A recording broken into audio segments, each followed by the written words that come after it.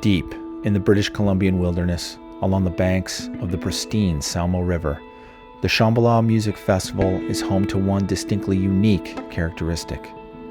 The farm, as it is affectionately known, affords opportunities unlike few others in the festival world. And while the nuance and detail of the 300-acre working ranch expands every year, it is the 6 different stages that see the most profound transformation. In just a few weeks, empty spaces filled with wildflowers and weeds bloom into what can only be described as living art. With over 500 employees, contractors, and volunteers, 400 speakers, thousands of lights, projectors, video panels, lasers, and the like, the level of production and creativity is enormous. For the first time ever, we show you just what goes into constructing the dance floor. This is Set the Stage on Shambhala Films. Anybody who makes it this far is here for one reason, or one of 2 reasons: to party hard or make a party for people to party hard. Well, we're out here in May long weekend. That's kind of our first build, getting out here and like cleaning up, getting all the build stuff done. Another weekend in June, and then basically July 11th, I think I showed up, and I've left for one night since.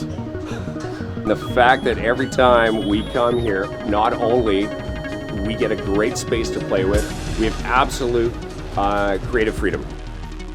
One of the most unique things about Shambhala is like that we are on private property here, so we can do permanent structures. The details, the level of details that's possible because you can keep adding each year is what really makes it special.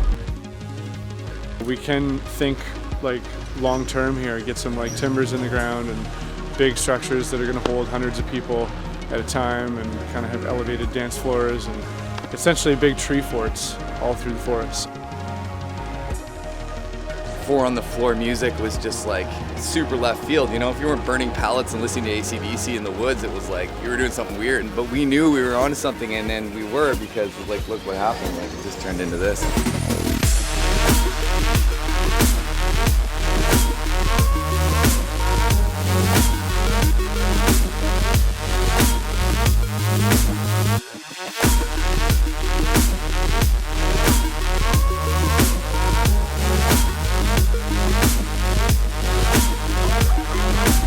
Living in the Slocan Valley or in the Kootenays or in BC for that matter, you know, it's you end up watching a lot of logging trucks going by, and so you can't help but, you know, be inspired to use it here. Especially, you know, it's a resource that we have, and it's an amazing material. But yeah, there was a point there where I realized that this thing here is, you know, it's about 97% 100-mile diet, and that really feels good when you can use the local mills. We have full-time carpenters that are on our team that just, you know, they're building houses and stuff, doing framing, but nothing like this. We're pushing the limits out here of what we can do with wood and full-time building. I don't know, our structures are just all super unique.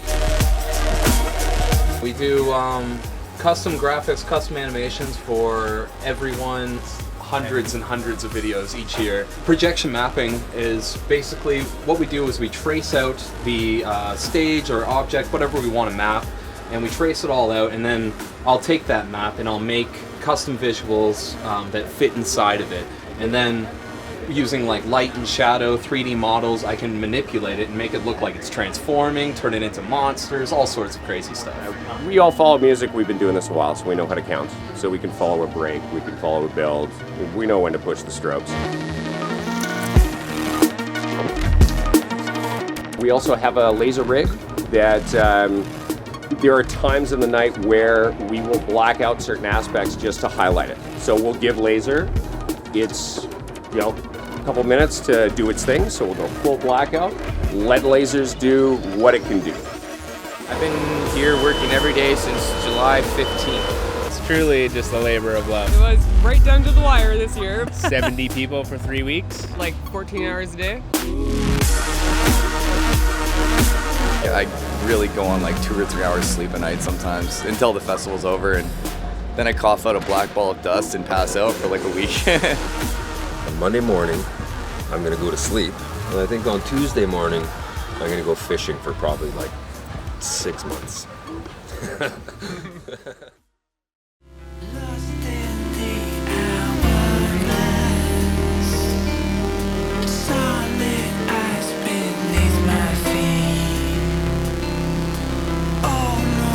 moment the show starts up. Essentially, that's what makes it all worth it, is when you finally get those people in here and you see the smiles.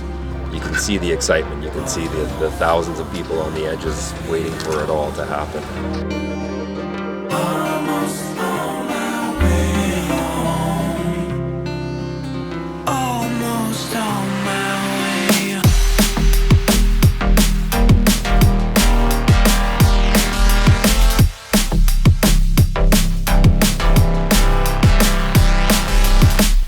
For the kids that come every year, time after time, they come and there's something new.